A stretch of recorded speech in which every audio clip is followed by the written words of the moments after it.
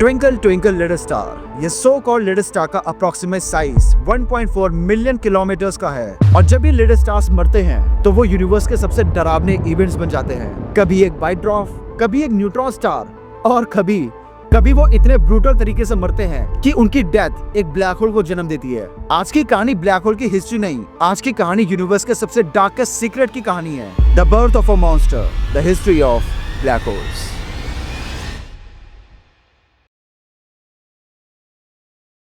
अब तक तुमने देखा ब्लैक होल का बर्थ, ब्लैक होल की एनाटॉमी, ब्लैक होल का रियलिटी बेंडिंग नेचर, लेकिन अब हम उस लेवल पे जाने वाले हैं जहाँ पर ब्लैक होल सिर्फ एक ऑब्जेक्ट नहीं है, वो यहाँ पर एक ऐसी चीज बन गया है जो खुद तो इनविजिबल है, लेकिन उसके एक्शंस पूरी गैलेक्सी की डेस्टिनी डिसाइड कर रहे हैं। और सबसे शॉकिंग बात यह है कि ये जायंट्स तुम्हें हर जगह मिल जाएंगे। हर एक गैलेक्सी के सेंटर में एक सुपरमैसिव ब्लैक होल जरूर मिलेगा, और हमारी मिल्की वे गैलेक्सी में उसके सेंटर में भी एक सुपरमैसिव ब्लैक होल बैठा है जो सिर्फ एग्जिस्ट करके ही पूरी गैलेक्सी को कंट्रोल कर रहा है।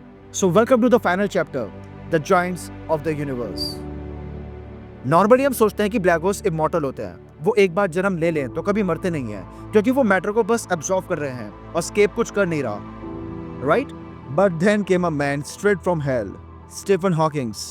स्टीफन हॉकिंग्स ने बोला कि black holes are not completely black, और यहीं से आया हॉकिंग रेडिएशन का आइडिया। क्वांटम फिजिक्स के अकॉर्डिंग स्पेस एम्प्टी नहीं होता, वैक्यूम में भी पार्टिकल्स पॉप होते रहते हैं, but for extremely short time. लेकिन इस शॉर्ट टाइम में पार्टिकल्स एंटी पार्टिकल्स पेयर बनते रहते हैं। नॉर्मली ये पेयर्स डिस्ट्रॉय हो जाते हैं इंस्टेंटली, बट इवेंट होराइजन के पास ये पार्टिकल्स इनसाइड गिर सकते हैं, और कई बार ये पार्टिकल्स एस्केप भी कर सकते हैं। And if one escapes, black hole loses tiny amount of energy. इसका मतलब है ब्लैक होल स्लोली लीक करता है, स्लोली इवेपोरेट करता है। ब्लैक होल की इमॉर्टैलिटी एक मिथ है, बट ये इवेपोरेशन इंसेनली स्लो होता है for massive black holes.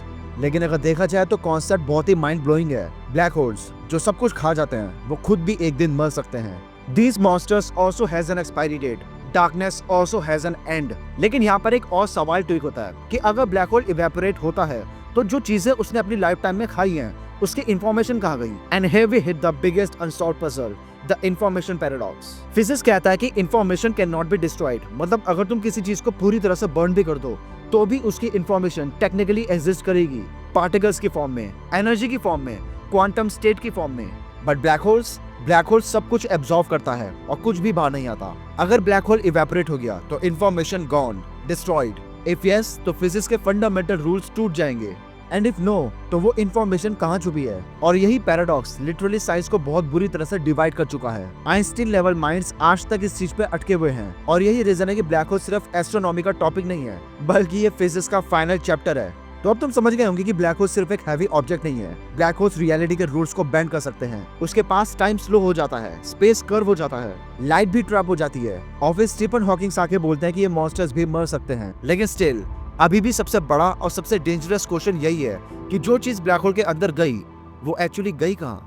Part 3 में हम जानेंगे कि ब्लैक होल का सबसे बड़ा रोल क्या है, सुपरमैसिव ब्लैक होल कैसे गैलेक्सी के सेंटर्स में बैठकर पूरे यूनिवर्स को कंट्रोल करते हैं, क्वेज़ार्स, गैलेक्सी कोलिजन, ग्रेविटेशनल वेव्स और कॉस्मिक एवोल्यूशन की वो स्टोरी जहां पर डार्कनेस भी क्रिएटर बन जाती है। स्टेलर ब्लैक होल्स जो डाइन स्टार से बनते हैं वो ऑलरेडी स्केरी होते हैं, लेकिन सुपरमैसिव ब्लैक होल्स स्केरी नहीं होते, वो अनथिंकेबल होते हैं। सुपरमैसिव ब्लैक होल्स का मास हमारे सन के कंपैरिजन में मिलियंस टू बिलियंस टाइम्स होता है। इनफैक्ट हमें अब तक यूनिवर्स के सबसे बड़े सुपरमैसिव ब्लैक होल्स जो मिले हैं, उनमें से एक है टर्न 618, और इसका मास 66 बिलियन सन्स जितना है। लेकिन कहानी यही खत्म नहीं होती, इसके बाद आता है फिनिक्स ए ब्लैक होल, और इस फिनिक्स ए ब्लैक होल का मास अराउंड 100 बिलियन सन्स जितना है। Supermassive black holes usually galaxies के सेंटर में होते हैं, और एक वियर्ड कॉस्मिक कोइंसिडेंस यही है कि ऑलमोस्ट हर मैसिव गैलेक्सी के सेंटर में एक सुपरमैसिव ब्लैक होल एग्जिस्ट करता है। तो साइंटिस्ट का क्वेश्चन बहुत सिंपल है कि गैलेक्सीज पहले बनी या ब्लैक होल,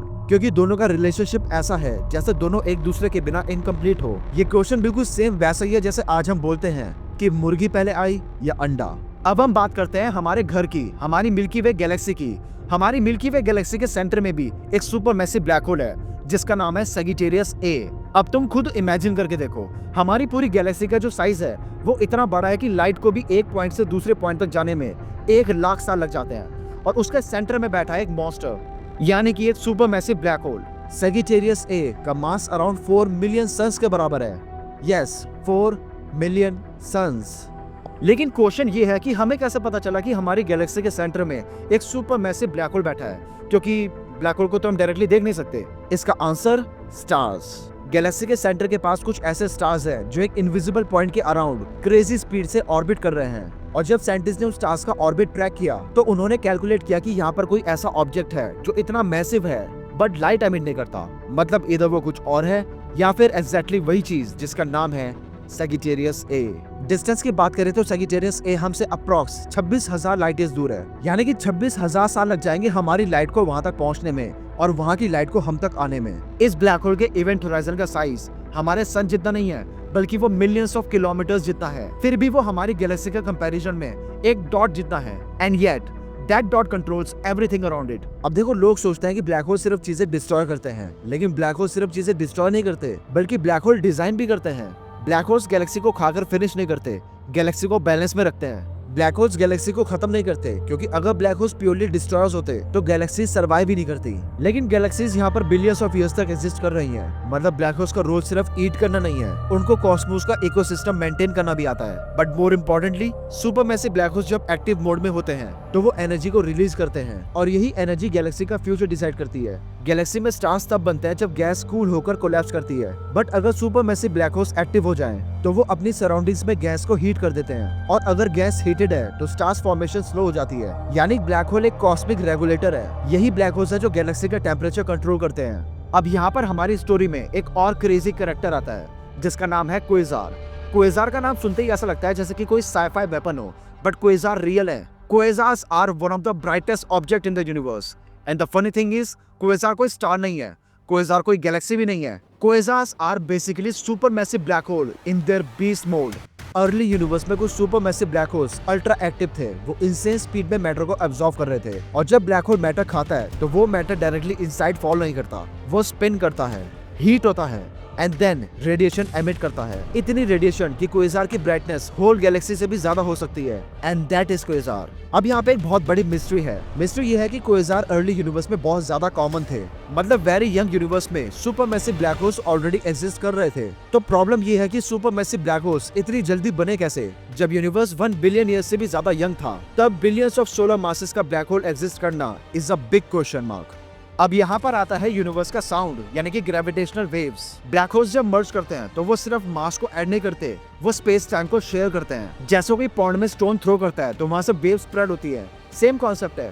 बट यहाँ पर pond is equal to space time. और फिर ह्यूमंस ने फाइनली डिटेक्ट किया ग्रेविटेशनल वेव्स, मीनिंग आइंस्टीन सही था, स्पेस टाइम एक रियल फैब्रिक है और ब्लैक होल मर्जर्स उस फैब्रिक को वाइब्रेट करते हैं। अब एंडिंग में अगर हम फ्यूचर की बात करें तो यूनिवर्स एक्सपेंड हो रहा है, टाइम के साथ साथ स्टार्स का फ्यूल खत्म हो जाएगा और स्टार्स बनना स्लो हो जाएंगे, गैलेक्सीज फेड हो जाएंगी, यूनिवर्स ठंडा हो जाएगा और तब सिर्फ ब्लैक होल्स डोमिनेट करेंगे। Not because they want to, but because they survive longest. And eventually black holes भी अपने मर्जर्स से और बड़े हो जाएंगे। यानी एक फ्यूचर ऐसा हो सकता है जहाँ पे यूनिवर्स में लाइट ऑलमोस्ट वैनिश हो जाए। लेकिन स्टीफन हॉकिंस ने ऑलरेडी ट्विस्ट दे दिया था और वो ये था कि ब्लैक होल्स इमॉर्टल नहीं है, दे इवेपोरेट। लेकिन ट्रिलियंस ऑफ क्वाड्रिलियंस सालों में एक ऐसा नंबर जो ह्यूमन ब्रेन के लिए इमेजिन करना ऑलमोस्ट इम्पॉसिबल है। But eventually, even the biggest black hole will die. And when the last black hole evaporates, the universe will enter a final quiet. तो ये थी ब्लैक होल्स की history, stars की death से जन्म लेने वाले मॉन्स्टर्स।